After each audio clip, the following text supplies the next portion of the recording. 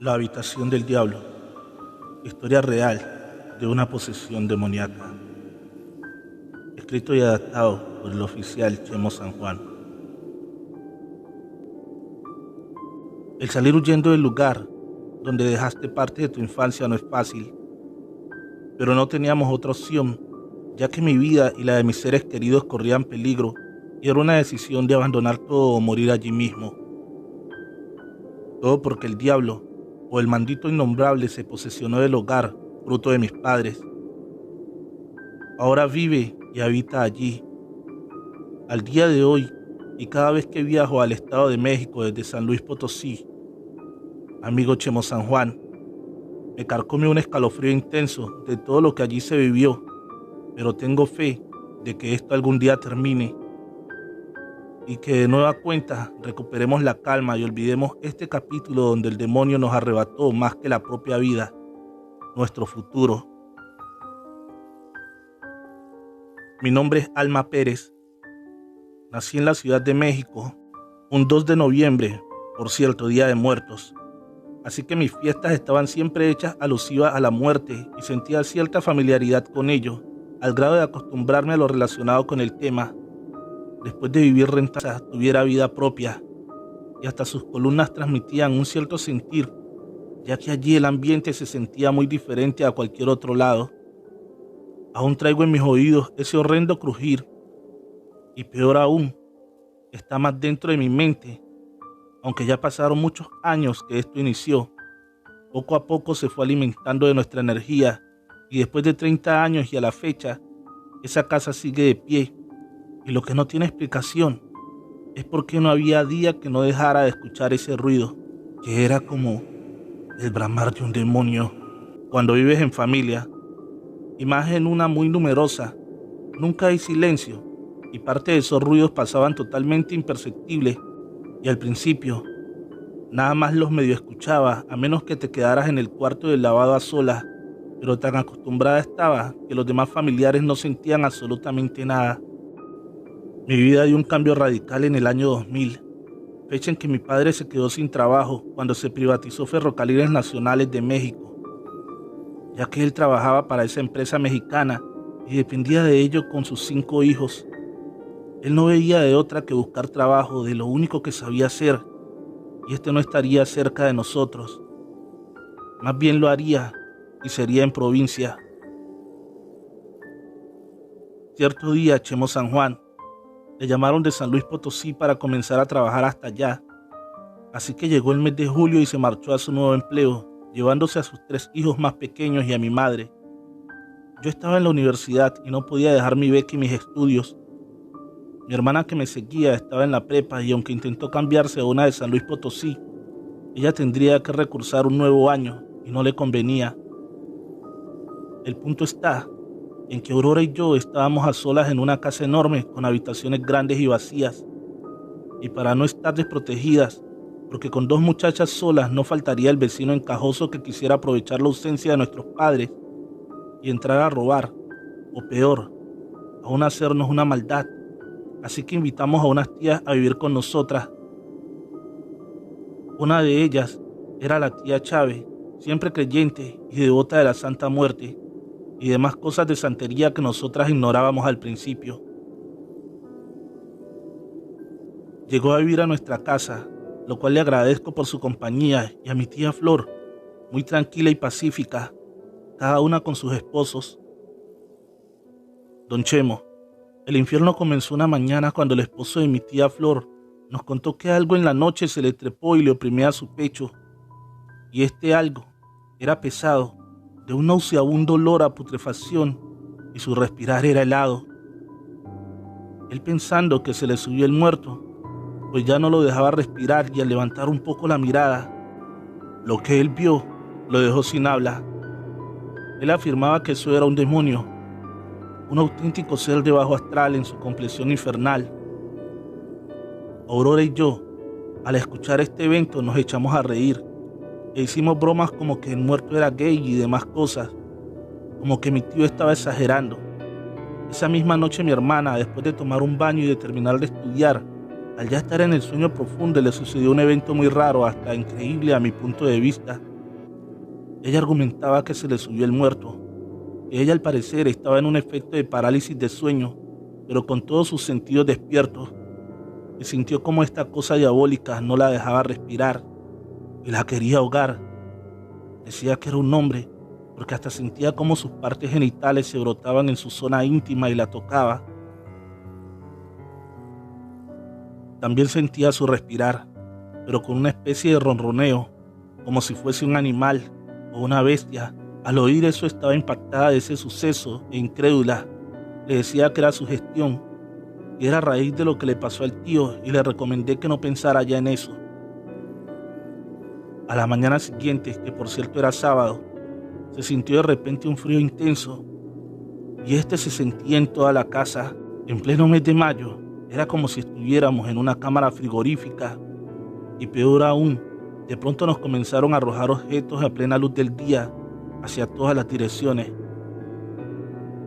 Después de unos minutos, todo quedó en total calma, y en los sillones se notaba que estos se sumían como cuando alguien se sienta, pero era pesado, y de pronto ese alguien se levantaba, estaba incendiando. No sabe en qué momento se cayó la vela sobre las cobijas cuando estaba a una distancia de 1 metro aproximadamente. Ella como pudo salió del cuarto y comenzó a gritar. Al salir estaba con la cara y muñecas todas marcadas como si alguien lo hubiera tenido sometida. Eran ya varios meses de esa situación. Ese día entré a la recámara de mi hermana y le grité a lo que fuese de que la dejara en paz. Pero esa cosa, la mayoría de las veces se manifestaba cuando mis tíos estaban trabajando.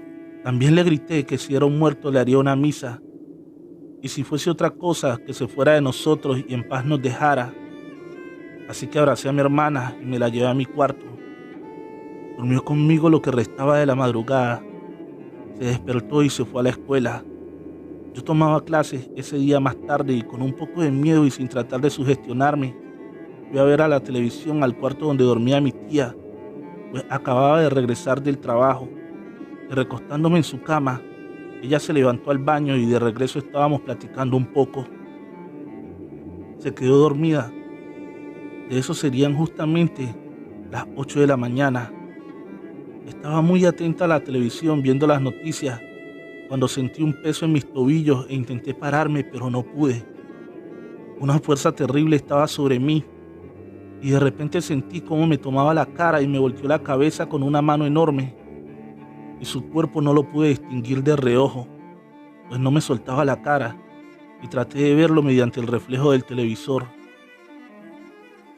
Era imposible, ya que solo se veía una mancha negra llena de puntos como cuando pierde señal la televisión, y un olor a podrido invadía la habitación entera.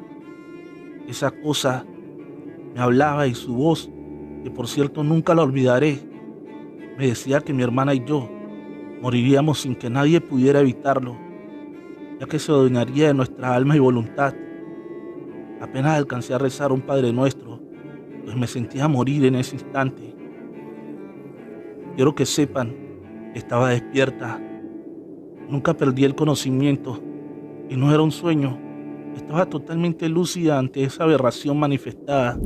El ente se apartó poco a poco de mí, cuando en mi pensamiento comencé a orar con ímpetu y nombraba a Dios Padre en todo momento para que me salvara de ese demonio que me atormentaba.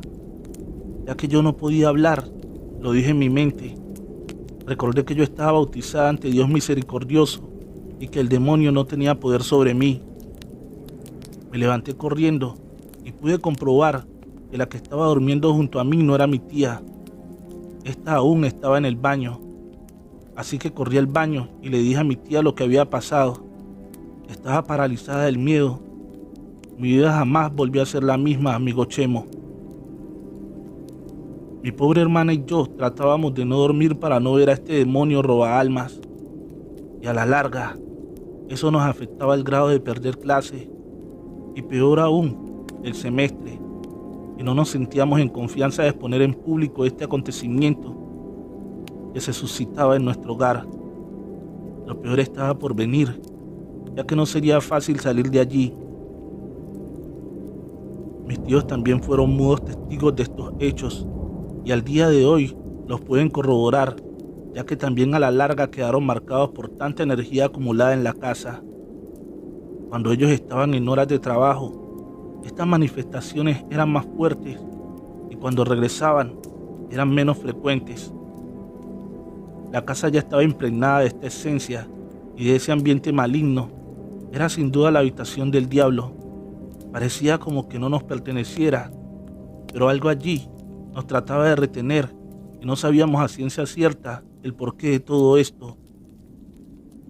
Pudiera ser de tanta brujería, además de cadáveres o cosas allí tiradas cerca en ese canal de aguas negras, o también pudiera ser un trabajo hecho para perjudicarnos. Pero trabajaban con muertos y en este caso estábamos tratando con el demonio o hasta el mismo diablo en persona. Ya no soportamos tantas cosas de este tipo de manifestaciones y nos tuvimos que marchar de allí. Sin querer dejamos todo, pues nuestras vidas corrían peligro por lo que habitaba nuestro hogar. Pocas personas lo saben, porque hay quienes piensan que estábamos volviéndonos locas, pero no es así. Ahora, después de 13 años de este primer contacto, esa casa no se ha vendido. Es como si ese ente o amo del Averno no quisiera dejarla, o peor aún, impide que la gente la quiera comprar. Mis peores pesadillas son siempre ahí, ya que a pesar de vivir lejos en el estado de San Luis Potosí, siempre la recuerdo y es como si me llamara y regresara en sueños. Mi madre dejó una foto mía por descuido en esa casa y por ende está allí atrapada, la cual me mencionan algunos amigos videntes que era el medio de contacto y por donde me torturaban, ya que allí el diablo abría una puerta dimensional y en esta me llamaba y me pedía de regreso, de donde según él nunca me dejaría salir. Continué con pesadillas y ciertos trastornos muy severos durante algún tiempo, hasta que se retiraron mis fotos y dejé de soñar la casa y el demonio que la habita. Pasaron muchos detalles entre esos meses que no quiero prolongar más. Ahora ya en esta edad madura me dedico a meditar, orar y a mantener armonía en mi vida, pero quería contártelo, Chemo, porque hay gente que dice ser atea y yo antes de este hecho tenía mis dudas sobre Dios.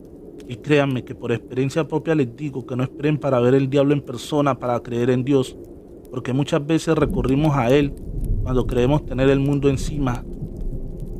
Ya fui con padres y todo tipo de personas para que me ayudasen a retirar o dejar de pensar en ese ente. A pesar de que soy una persona profesional y preparada, allí corroboré que el diablo es un ente tan real y peligroso como un arma, ya que este te puede quitar la existencia de una forma cobarde y traicionera. Es por eso que con toda confianza y después de muchos años libero mi mente y mi alma y comparto este suceso que nos atormentó y estuvo a punto de terminar con nosotros. Solo resto decir que aún tenemos en venta esa casa y que aunque se esté vendiendo en un precio por debajo del mismo, no hay compradores. Los que la visitan ya no regresan a ofertar. Gracias a Dios Padre que ese día tuvimos la suerte de salir de allí y por nada del mundo pondría un solo pie nunca más. Bendiciones. Espero que esto se difunda y se les quite a muchos la venda que tapa nuestros ojos en este tema de la existencia y crean en el innombrable, el mismo diablo. Años antes, curiosamente, yo su amigo y servidor Chemo San Juan, conocí esa casa por casualidad, posiblemente en los años que más eventos pasaron. Esto porque tenía familiares viviendo casi enfrente del canal y ante mi curiosidad, 5 años después la visité y allí seguía sin perderse en la colonia Magdalena Tepac de los Reyes de la Paz, Estado de México. La calle trae el nombre de un río. Gracias. Relato escrito y adaptado por Chemo San Juan, de eventos reales de mi gran amiga Luna. Recuerda suscribirte a este canal y activar la campanita de notificaciones. Feliz noche, trovadores, amantes de cuentos de terror.